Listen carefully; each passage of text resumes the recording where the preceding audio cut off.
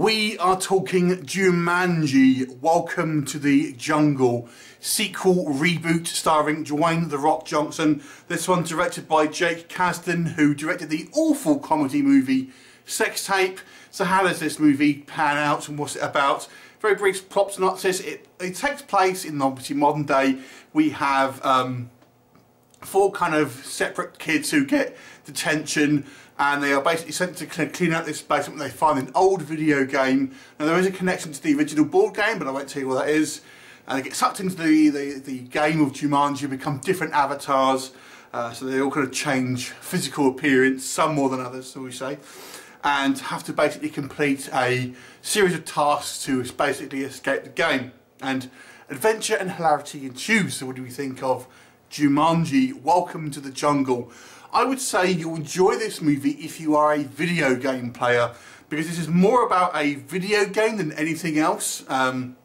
If you are a player of video games, you'll appreciate some of the references that this movie has. There's a few other references here and there, kind of film references. There's a not so subtle reference to It at the beginning of the movie. I think if you're familiar with games like, for example, Tomb Raider and stuff, it's especially kind of relevant. It's quite a fun film, I would say. Let's go through the positives and negatives first of all. First of all, the positive, it's a fun film. This is a rollicking, swashbuckling adventure with never a dull moment, I would say. It goes on at a good pace, but we don't spend too long with our teenagers, to be honest with you. It gets kind of straight into the our avatars who we're kind of paying to see, ideally in a kind of quicker session. And there's some really good comedy moments, obviously with these kind of characters getting used to their kind of new bodies and kind of newfound powers and attributes and stuff like that.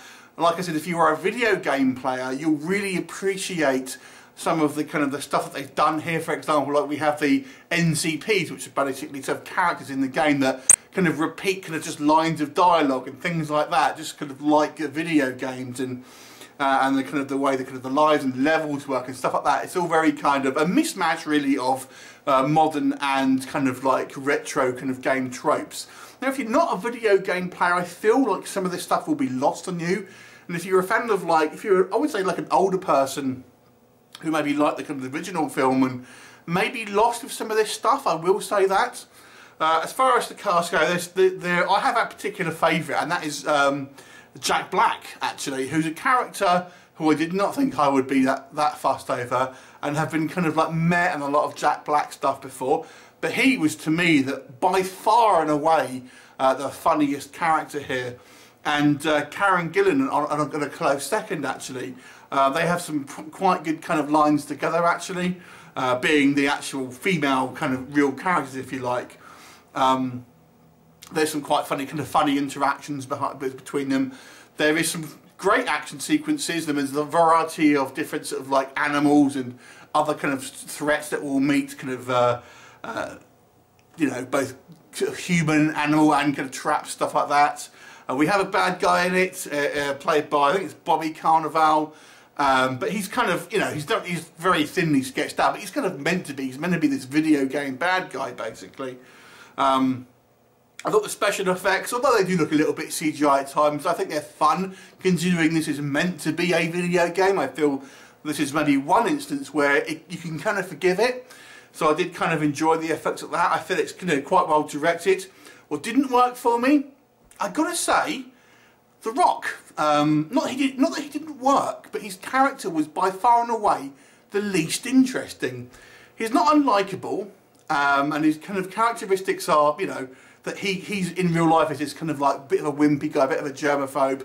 But there's really not a lot to his character, to be honest. And because we had the most screen time with him, but he just isn't. He's just the prototypical hero, basically, and his down points you feel are a little bit tacked on. So he ultimately becomes a bit of a Gary Sue, I guess you would say, and the least interesting. He's a fun character, and he's likeable, but he just isn't that interesting. We've seen the Kevin Hart and The Rock show plenty of times before. I like Kevin Hart in this, but I think he's actually Jack Black outshines him a little bit. I will say there is You may get, if you're going to get proper nerdy with it, if you are a video game player, it may bug you that they've kind of the attributes of these 4 different avatars. Some have way more, you know, stronger characters than others. Whilst if it's a real game, they tend to be relatively evenly matched, but lacking in one thing and, you know, high in another. Whilst this one, The Rock's character is great at everything, whilst other characters are severely lacking. So it may bother some video game players. It's a minor little kind of nitpick here and there. It does get a little bit sappy, I will say, and there's very much a kind of moral message in this movie. You know, be the best you can be, all that sort of, you know, look inside and all this kind of stuff. The ending, I've got to say, this is more of a positive actually.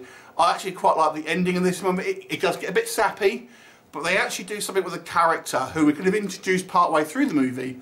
And it ends in a way that I think, I don't feel a lot of people will see coming. Because it sets it up for something else, and then, you know, then it will kind of surprise you. But what it does is it's kind of bittersweet, and I kind of quite liked it. So that was quite good. Overall, this was a fun film. I think if you are, you know, you like a good adventure film, you know, you like a sort of fun time at the movies, then this is definitely one to check out. You know, it's a kind of a family film, but it does kind of go there a little bit. There are plenty of people getting killed on screen actually, and there are kind of a few sexual references as well, so it does, you know, it does go a little bit close to the knuckles sometimes.